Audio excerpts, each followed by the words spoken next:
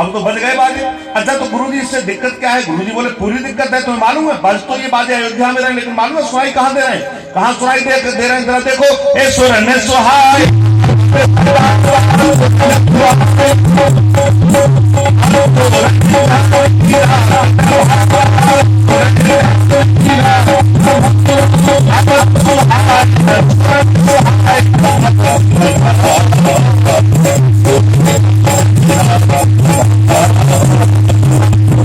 अरे बाजे बजतो अयोध्या में, लेकिन तुम्हें मालूम है कहां सुनाई दे रहे हैं? बोले कहां? बोले देवताओं को।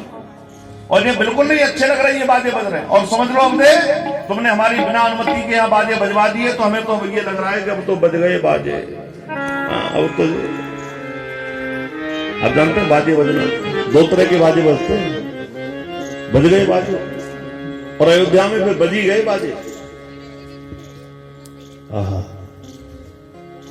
सुरन सुहाय न अबध बधावा, चोर है चांदनी रात न भावा। चोर को चांदनी अच्छी नहीं लगती, चांदनी रात अच्छी नहीं लगती। ठीक इसी तरह से इन देवताओं को अयोध्या के बाजे अच्छे नहीं लग रहे। अयोध्या में जगह जगह तैयारियां हो रही हैं, तोरण द्वार लगाए जा रहे हैं, मंगल गान गाए जा रहे हैं, सरयू उफान ले रही है, बाजे बज रहे हैं, लोग नृत्य कर रहे हैं, पुष्पों का पराग बिछाया जा रहा है, लड़ियां लटकाई जा रही हैं। देवता लोग इसको बिल्कुल जो देख रहे हैं, इन्हें बिल्कुल अच्छा नहीं लग रहा। देवताओं ने कही हो क्या रहा है? अयोध्या के लोग गा रहे हैं, चौक पुराओ अरे माटी रे लगाओ, आज मोरे प्रिया भरिया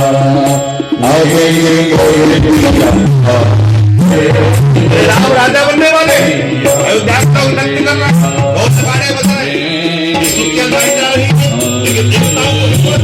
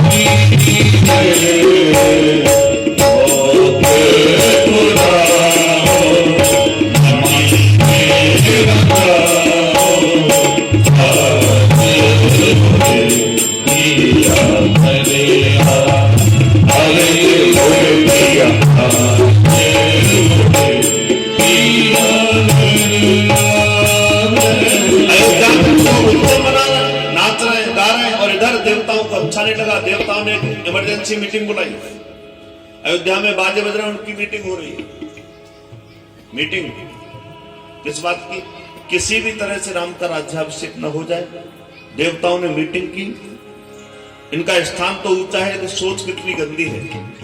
ऊंच निवास नीच कर तोती, देख न सके पराई विभू। स्थान तो इनका बहुत ऊंचा भरा, बहुत, लेकिन सोच बड़ी गंदी है। अच्छा, कुछ लोगों का स्थान तो बहुत ऊंचा होता है, सोच बड़ी गंदी होती है। सोच अच्छी हो, मन बड़ा हो महाराज। अटल जी का एक वाक्य था कि छोटे मन से कोई बड़ा नहीं होता और टूटे मन से कोई खड़ा नहीं होता। हमारे देश के पूर्व प्रधानमंत्री अटल जी कहा करते थे, छोटे मन से कोई बड़ा नहीं हो सकता, टूटे मन से कोई खड़ा नहीं हो सकता। तो मन बड़ा होना चाहिए। स्थान ऊंचा है लेकिन मन देखो कितना गंदा है। अयोध्या में राज्याभिषेक न हो पाए, सरस्वती को बुलाए, सरस्वती ने बहुत उल्टा सीधा कहा, लेकिन बाद में भगवान की कुछ इच्छा दैव कार्य करने के लिए तैयार हो गई। मुझे जहां लगेगा कि यहां रुकना चाहिए मैं रुकूंगा, बाकी क्रम भी मुझे पूरा करना है। नारायण। अब सरस्वती ने कहा कि किसको हम किसकी मति को भ्रष्ट करें। एक पात्र समझ में आया, नाम मंथरा मंदमती चेरी के गई के अजस पिटारी तार कर गई मंथरा की मति को भ्रष्ट कर दिया। मंथरा तो आप जानते ही, ये अच्छी बात है कि कासगंज के इस मोहल्ले में नहीं है।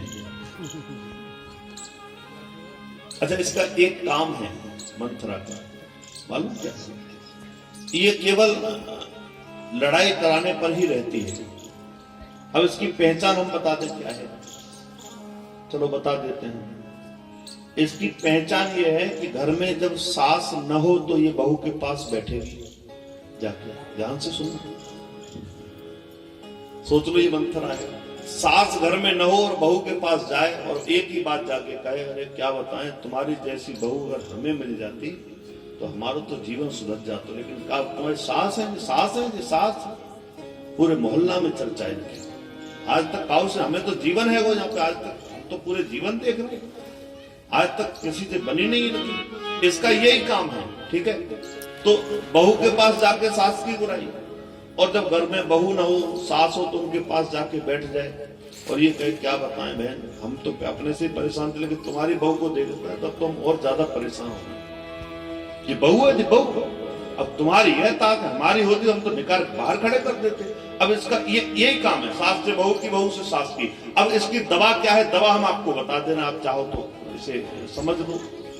दवा ये है कि जब ये घर में आए और सास बहू इकट्ठी हो तो कमरा में अंदर लेके जाएं और ये कहें कि आओ चाय पिलाएंगे, और अंदर ले जाके गेट बंद करके फिर इनकी ढंग से सेवा करें और बाहर लाके चाय पिलाएं और कहो कि बहन जी फिर आना जल्दी लौट के, दोबारा आपकी घर झुकेंगी नहीं, ये गारंटी है। इसका यही दवा है, ढंग से इनकी सेवा करें। ये अच्छी बात है कि यहां नहीं है तो कई जगह देखते हैं, बड़ा आनंद लड़ाई कराने। तो मंथरा, नाम मंथरा मंद मत चेरी के अजस पिटारी ताय कर गई गिरा। मंथरा की मति को सरस्वती ने भ्रष्ट किया। मंथरा को ठीक नहीं लग रहा, अयोध्या में ढोल बज रहे हैं, नगाड़े बज रहे हैं, स्तुतियां गाई जा रही हैं, इसे बिल्कुल ठीक नहीं लग रहा। और ये सीधी कैकेयी के पास आई, लंबी लंबी श्वास लेने लगी। प्रसंग आपने सुना है, मैं संक्षिप्त करते हुए बढ़ूंगा क्योंकि मुझे लंबी यात्रा करनी है आज। आप लोग बिल्कुल 7 सवा 7 बजे तक समाधि लगा के बैठेंगे, क्योंकि हम भी बैठे और आप भी बैठे। तो मंथरा कैकेयी के पास आई और कहा कि बिल्कुल झूठ बोली है, बिल्कुल झूठ बोली है।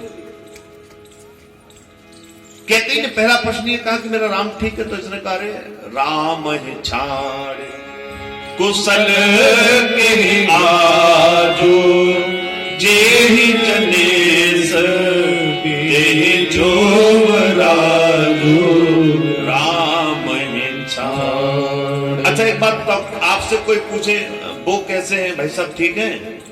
तो आप ये कहें कि नहीं भाई साहब तो बहुत ठीक है। अच्छा ये तो चलो मान लिया, लेकिन ये क्या तरीका है? भाई साहब की तो मौज है, उन्हीं की मौज है, फिर उनकी क्या मौज है, सब उन्हीं का मामला है। तो इसमें कुछ ना कुछ व्यंग है। तो इसने भी यही कहा, कैकेयी ने पूछा राम ठीक? इसने कहा राम है छाड़, राम ही ठीक है और राम के अलावा ठीक ही कौन है? क्यों? अरे उनको जेहि जनेस देहि जुग राजू, उन्हें राजा बनाया जा रहा है। कैकेयी का प्रेम देखिए। कैकेयी ने कहा कि यदि मंथरा तूने राम राज्य की सूचना मुझे लाके दी है, एक बार राम राजा बन जाए, मेरी जानकी महारानी बन जाए, मैं अपनी आंखों से दर्शन कर लूं, एक बार उनकी आरती उतार लूं। और मंत्रा सबसे पहले सूचना तूने मुझे लाके ये दी है, अगर तू बाद में राम की झांकी देखने के बाद अगर तू मुझसे मेरे नेत्र मांगेगी तो मैं निकाल करके तुझे दे दूंगी। कितना प्रेम करती थी कहती। अवध से राम की इतनी अगर दूरी नहीं होती, अहिल्या और सबरी की भगत नूरी नहीं होती। जगत कल्याण करने को सहा अपमान जीवन भर, अगर होती न कैकेयी कथा पूरी नहीं होती। महाराज कितना प्रेम करती थी वो, कितना आपने सुना होगा, ये जो कुछ इसने किया उसमें भी राम जी की इच्छा थी। एक बार की घटना है कि राम जी मां कैकेयी के पास जाके बैठे, कैकेयी ने राम को देखा, राम जी ने अपना चेहरा बिल्कुल उदासी भाव में ले गए, उदास हो गए, माने बड़े दुखी हो। कैकेयी ने पूछा, राघव तू क्यों दुखी क्यों है, तू उदास क्यों है? राम ने कहा, मां मैं क्या बताऊं, मैं बता नहीं सकता। कैकेयी ने कहा, नहीं राघव तुझे मुझे बताना पड़ेगा, तू उदास क्यों है? राम जी ने कहा कि मां मैं जिस कार्य के लिए आया हूं ना, उस कार्य में मेरी कोई मदद नहीं करता। अरे कैकेयी ने कहा, अरे ऐसा कौन सा तेरा कार्य, मैं तेरी मदद करूंगी। राम जी ने कहा, मां तू मदद तो कर देगी, लेकिन तुझे मालूम है उसका परिणाम क्या होगा? कैकेयी ने कहा, क्या परिणाम होगा? पूरे जीवन तुझे कलंक लेना पड़ेगा। कैकेयी ने कहा, राघव कोई बात नहीं, अगर मुझे पूरे जीवन के लिए कलंक लेना पड़े तो मैं लूंगी, लेकिन तेरा कार्य पूरा होना चाहिए। मां तेरा कोई नाम नहीं रखेगा। बोले कोई बात नहीं राघव, मेरे राम का कार्य पूरा हो, मुझे कलंक लगे लग जाए। कितना प्रेम होगा। तब राम जी ने कहा कि जब मेरा राज्याभिषेक हो ना, उस समय तू मेरे लिए 14 वर्ष का वनवास मांग लेना। कैकेयी ये सब इच्छा तो राम जी की है। मंथरा ने कैकेयी की मति को भ्रष्ट किया और बाद में कैकेयी से ये कहा कि तुझे 2 वरदान मांगने हैं। कैकेयी ने कहा, कौन से? बोले 2 वरदान। सुतहि राज राम ही बनवासो, भरत को राजा और राम को 14 वर्ष का वनवास। 14 वर्ष में इसलिए कि 5 कर्मेंद्रियां, 5 ज्ञानेंद्रियां, मन बुद्धि चित्त अहंकार 14 स्थान होते हैं। आध्यात्मिक भाव यही है कि 14 वर्ष के लिए संतों के आश्रय में रहेंगे, संतों के सानिध्य में रहेंगे, वन की यात्रा पर रहेंगे तो 14 इंद्रियां इनकी बिल्कुल पवित्र हो जाएंगे, राम राज्य करने के लायक बन जाएंगे। एक कारण ये भी रहा होगा। और क्या करना है? कैकेयी से कहा कि तुम ये वस्त्र उतार दो, को भवन में चली जाओ। को भवन में चली गई। मंथरा द्वार पे आके खड़ी हो गई। सांझ समय सानंद नप गयों कैकेयी के। अवधेश ने सोचा सब तैयारी हो गई है, और जब मैं एक साथ कैकेयी को जाकर सूचना दूंगा कि कल राम का राज्याभिषेक है, तो प्रसन्न हो जाएगी। मुझसे रोज कहा करती थी कि राम को राजा कब बनाओगे, राम को राजा कब बनाओगे। मैं कहता था जल्दी बनाऊंगा, जल्दी बनाऊंगा। आज जब मैं उसे एक साथ जाकर के ये सूचना दूंगा, अचानक उसे ये सूचना दूंगा कि कल राम का राज्याभिषेक है, तो वो कितनी प्रसन्न हो जाएगी। ये भाव सोचते हुए अवधेश जा रहे थे, और जैसे द्वार पर आए, नित्य कैकेयी द्वार पर स्वागत करने के लिए आते थी महाराज दशरथ का, आज स्वागत करने के लिए नहीं आई है। मंथरा से पूछा, मंथरा महारानी कहाँ है, कैकेयी कहाँ है? मंथरा ने कहा, मुझे क्या मालूम, पूरी लीला करके आई है और कह रही मुझे क्या मालूम। लेकिन मुझे ये लगता है कि इस समय वो कोप भवन में है, कुछ नाराज में। एक रामराज्य लाने वाला व्यक्ति जो राम राज्य की घोषणा करके आया है और पत्नी के नाराज होने पर उसकी चाल थम जाए, गोस्वामी जी को बिल्कुल ठीक नहीं लगा। कहाँ है कोप भवन में? कोप भवन सुन सकोचे मुराओ, भयवश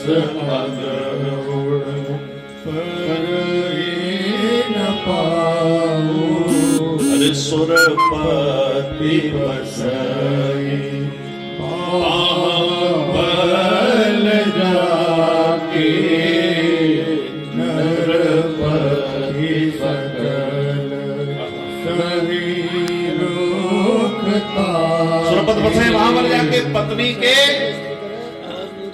गोप भवन में होने का समाचार सुन के एक राजा की चाल थम गई। ये बात गोस्वामी जी को बिल्कुल ठीक नहीं लगी। अंदर आए को भवन में प्रवेश किया। जैसे ही को भवन में प्रवेश किया, अब आप 10-15 मिनट के लिए बिल्कुल शांत होकर के इस भाव को सुने तो आनंद आएगा। महाराज